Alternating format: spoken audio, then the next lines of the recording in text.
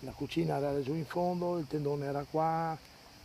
Io so che sono uscito, sono andato verso il mulinetto, poi sono venuto di qua piano piano e poi di qua sono rientrato perché ho visto la mia macchina che andava giù nell'Ierza e ho avuto un amico che mi ha chiamato e forse è stata quella che sono ancora qui a raccontare, perché mi ha detto vieni, mi sono girato, sono tornato indietro in quell'attimo e ho sentito come un colpo. È tutto stampato indelebilmente nella sua memoria, una memoria di chi ha visto trasformarsi la sua festa in tragedia. E ancora oggi, 10 anni dopo, quel sabato sera del 2 agosto 2014, sembra di risentire le voci e i suoni di quel disastro. Siamo bloccati al mulinetto della Croda. Sì. E abbiamo anche un ferito perché l'acqua adesso è venuta, l'acqua è andata staripata, adesso abbiamo un ferito anche abbastanza grave. L'acqua non si vedeva neanche il guardrail là di legno, cioè l'acqua era proprio sulla strada, era alta come il guardrail perché il guardrail non si vedeva, insomma. Noi eravamo di là, vicino dove c'è quel muretto là, a aspettare i ragazzi che c'erano appesi su qua, su per i pali, su per gli alberi, tutti che urlavano. Poi il resto vai su in cima da gentilezza dei due fratelli Lorenzon che ci hanno accettato.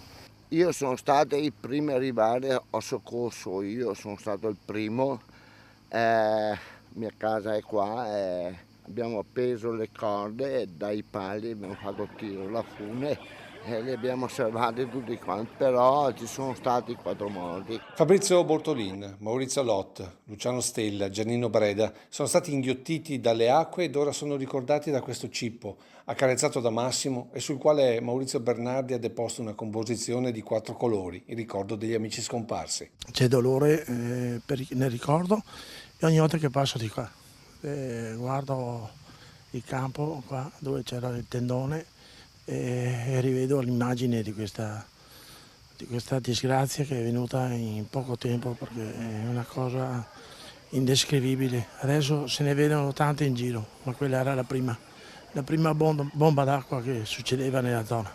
Accanto alla consapevolezza dell'imponderabile. E poi le chiacchiere sono state tante, ma potevano uscire qua e là su giù.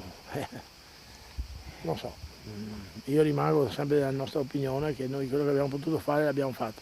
A distanza di 10 anni di questa storia rimane l'aria, con il cippo in parte coperto dai rami e 4 panchine anonime.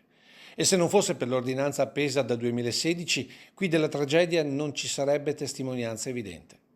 Un artista del luogo si era offerto di forgiare una scultura in ferro, ma la sensazione, ci dicono, è stata che a un angolo paradisiaco per i turisti non si può abbinare una tragedia del genere. E allora il ricordo rimane nei cuori. Io questi 4 ragazzi qua li ricordo sempre.